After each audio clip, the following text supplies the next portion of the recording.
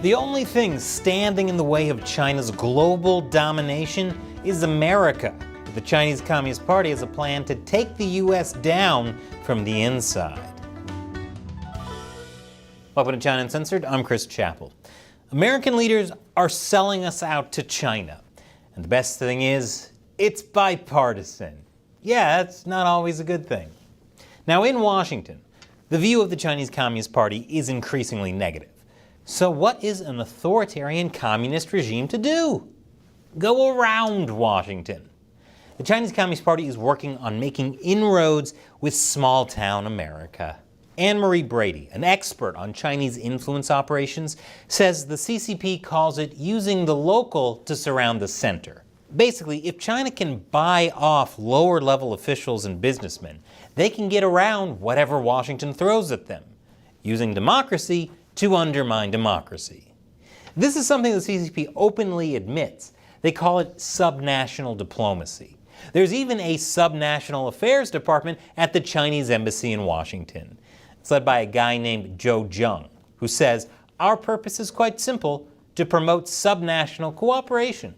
For example, business investment and people-to-people exchanges." People to people, like when Arkansas Governor Bill Clinton was invited to China 4 times.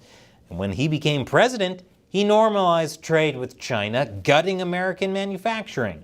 Subnational diplomacy really ramped up after the 2008 financial crisis. The American economy was in tatters, and the allure of China's seemingly endless wealth was a powerful draw. More than 100 sister city agreements were signed, while dozens of Chinese government-linked Confucius institutes set up shop in U.S. universities. Again, this was all the CCP going around Washington to subvert the U.S. at the local level.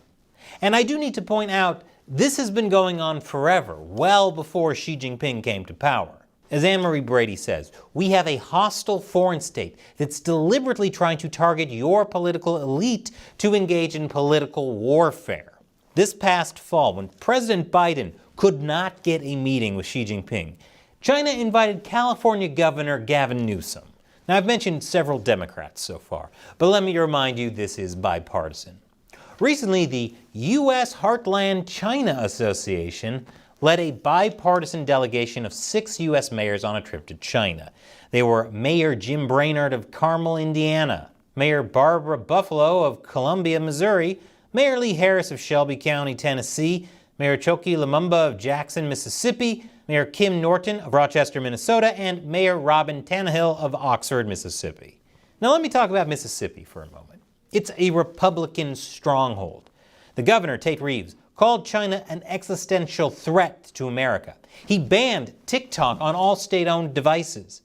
But he recently approved tax incentives for a $1.9 billion EV battery factory that is 10% owned by a Chinese firm. And Robin Tannehill, mayor of Oxford, which isn't far from that proposed EV plant, said, "I think we face challenges of kind of shooting ourselves in the foot by eliminating opportunities because we're scared of them." Yeah, don't be afraid of China opportunities. It's not like we're dissidents getting our organs harvested, right?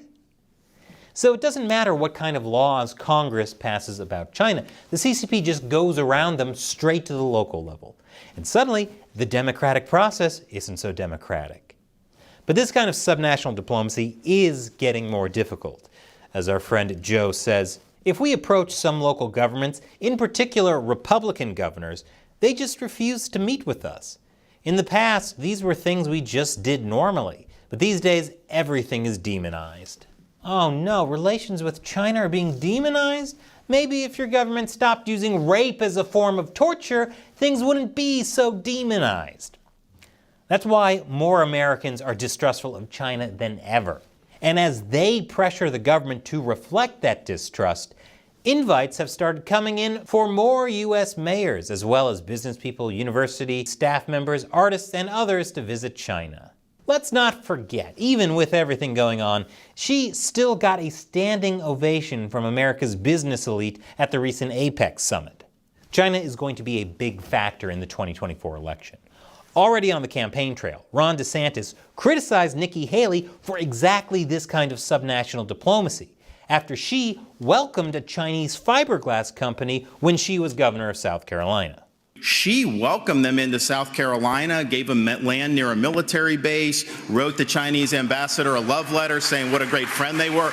Trump is talking about a massive new trade war with China, with a flat 60% tariff on all Chinese imports, and has claimed the reason he's facing so many lawsuits is because he tried to end the sellout of our country to communist China. But with the Communist Party using subnational diplomacy, it won't matter what the president does.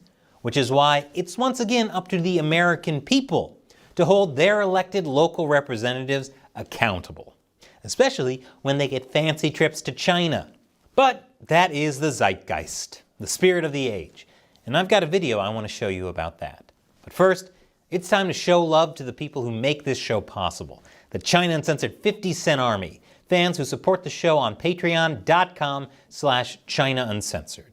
As my way of thanks, I'll answer their questions at the end of these episodes. Today's question comes from Jay. Hi Chris, I started supporting when you pointed out we can set a monthly limit. Thanks for that. My question is, do you think the CCP has secretly archived a lot of historic records and artifacts from pre-communist China? And is ancient China something you have or will consider doing videos on? Recommendations welcome. Hey Jay, thanks for supporting us on Patreon. And this is a common issue because I don't think I've explained it clearly. On Patreon, you can support the show for $1 an episode or $100 an episode, whatever you want. I make about 18 episodes a month, so that can really add up. That's why you can set a monthly limit. What that means is, if you contribute $1 an episode and you put a monthly limit of $5, you will only be charged for the first 5 episodes of the month. You won't ever be charged more than $5. Patreon is really flexible, and your support there is really the difference between the life and death of China Uncensored. With all the demonetization and censorship, we don't make enough from YouTube to keep making the show. But as for your question, Jay, during the Cultural Revolution, Mao started a campaign against the 4 olds: old ideas, old culture, old customs, and old habits. Anyone seen harboring any of those could be attacked and killed. Untold quantities of relics from China's ancient history were destroyed. Art, books, you name it. Some people probably did try to hide and preserve some of that, despite the great personal risk they were taking. But I'd say the largest quantities of Chinese cultural relics were preserved in museums around the world. Not just the British, but Taiwan in particular is an ark of traditional Chinese culture. Now, although I'm very interested in traditional Chinese culture, I don't think I have the capacity to make any more videos. So if you're interested in learning more about traditional Chinese culture, I really recommend this book, Sources of Chinese Tradition, Volume 1. Thanks for your question and your support, Jay. And since YouTube doesn't like me talking about controversial topics, particularly about religion, I've been hiding these topics in gaming content. Check out this video about what Karl Marx got wrong about religion, according to Mass Effect. Let me know what you think. And hit that orange button to support the show on Patreon. Remember, you can set a monthly limit. Once again, I'm Chris Chappell. See you next time.